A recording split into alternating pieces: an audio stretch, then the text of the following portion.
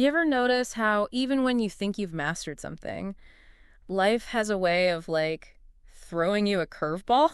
It's true. Like, remember fractions? Oh, yeah. Those tricky little things we wrestled with back in school? Turns out they're back to, make sure we haven't lost our touch. And they're not just about acing those math tests anymore. Right. Fractions pop up everywhere. Yeah, where do they not pop up? Seriously. Yeah. From scaling recipes Oh, yeah. to understanding, like, financial reports. Okay, so maybe not the most exciting revelation, Right. but stay with me here. We're about to take a deep dive into a classic math textbook chapter Okay. on fractions and decimals, and I guarantee you'll come out seeing these concepts in a whole new light. What's so fascinating is how often we encounter fractions without even, like, realizing it. Yeah, totally. Think about it. Dividing a pizza amongst friends. Oh, yeah. Calculating discounts at the store. Mm-hmm. Even measuring ingredients for that. You know that sourdough bread everyone seems to be baking these days? All right, I'm starting to see where you're going with this. Yeah. It's like fractions are woven into the fabric of our lives, Totally. even if we don't always stop to acknowledge them. Yeah, and that's why, like, mastering them is so empowering. It is. It's about more than just, like, memorizing the rules. Yeah. It's about unlocking a deeper understanding of how we interact with the world around us. So where do we even begin with this whole fraction refresh? I seem to recall struggling with something called improper fractions. Ah, yes, the rebel of the fraction world. Okay. Imagine you've got 2 pizzas, Mm-hmm. each cut into 8 slices. Okay. You eat 10 slices total. All right, I'm with you. You could say you ate 1 whole pizza and 2 slices from the other, or You could say you ate 10/8 of a pizza, which now that I think about it is technically more accurate. precisely. Yeah. And that's where improper fractions come in handy. Okay. They let us That- express quantities greater than 1 using that same, numerator-denominator relationship. Okay, that makes sense, but I have a feeling it's not all sunshine and pizza parties. Right. In the world of fractions. It's not all fun and games. Our trusty textbook mentions something called a magic square that involved equivalent fractions. Oh, yeah. Now, that sounds a bit more like my speed. The magic square. It's a fantastic way to visualize how fractions that look different on the surface can actually represent the same value. You mean like how half a pizza is the same as 2 quarters, which is also the same as 4/8, even though those fractions all sound different? Exactly. Oh. The magic square takes this idea and arranges equivalent fractions in a grid, Okay. revealing some pretty amazing patterns and relationships. So our source material actually has a really cool example of a magic square. It does. And it's amazing how this simple visual can help you grasp the concept so quickly. Yeah. It's like those aha moments you get in a puzzle game. Totally. Suddenly, everything clicks into place. And speaking of clicking into place, Yep. let's shift gears for a moment and try our hand at a classic fraction word problem from the textbook. It involves a student named Suman and her rather meticulously planned study schedule. Oh, I remember this one. Suman spends a certain amount of time studying overall, Yeah. and we're given how much of that time is dedicated to, like, science and math. Right. The challenge is to figure out how much time she spends on other subjects. And this is where our understanding of mixed fractions and conversions comes in handy. Okay. Remember those? Vaguely. It's like Suman's study time is a delicious cake. Okay, I like where this is going.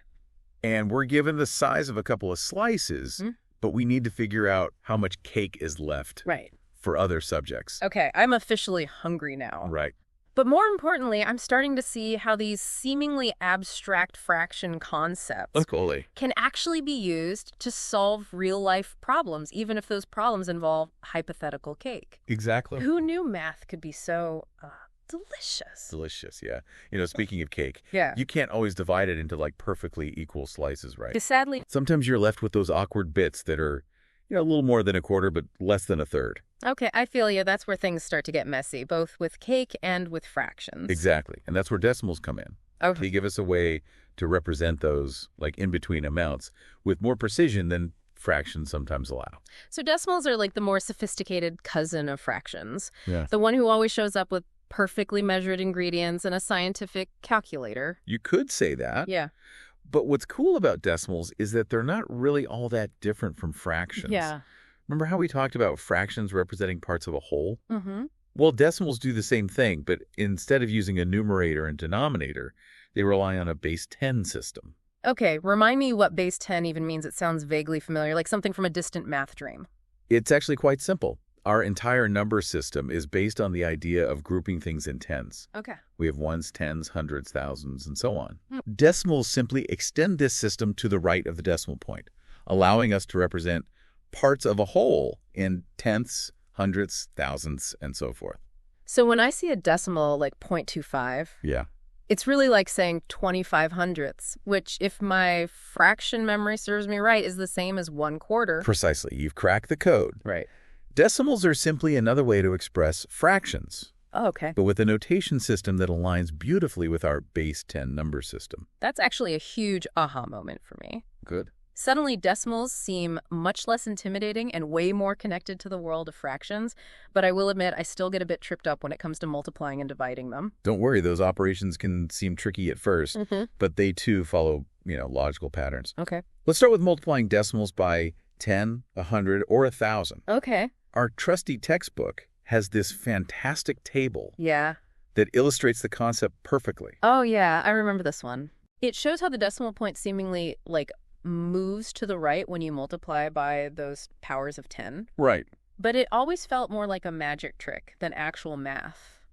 It might feel like magic, but there's a clear reason behind the movement. Okay. Remember how each place value in our decimal system represents a power of 10. Mm-hmm. When we multiply by 10, 100, or 1,000, we're essentially shifting each digit 1, 2, or 3 places to the left into a higher place value. So multiplying by 10 is like giving each digit a promotion to a fancier office? Exactly. Okay. And the decimal point simply follows along for the ride, reflecting the new positions of the digits. Okay. That makes so much more sense than just memorizing the rule about moving the decimal point. Yeah. But what about dividing decimals by 10, 100, or 1,000? Does the decimal point go on vacation in the opposite direction? You got it. Yeah. When we divide by powers of 10, we're essentially shifting digits to the right Right. into lower place values. Okay. It's like each digit is taking a step back down the staircase. So it's all about those shifts in place value. Yes. Whether we're multiplying or dividing by those, powerful tens. Precisely. And once you grasp that underlying concept, Yeah. those operations become much less about memorization and more about understanding the elegant dance of our number system. Okay, I'm starting to feel like a decimal dividing pro. But what about dividing decimals by other decimals? That's where my brain usually throws in the towel. I hear you. But even that, seemingly complex operation has a trick up its sleeve. Okay. Remember our chat about equivalent fractions? Yeah. Well, we can use that same principle to simplify decimal division. Wait, are you saying those pesky fractions are actually here to help us? I never thought I'd see the day. They're full of surprises, aren't they? Clearly. Let's say we're trying to divide 25.5 by 0.5. Okay. It seems a bit daunting, right? Daunting is an understatement. But here's the elegant solution.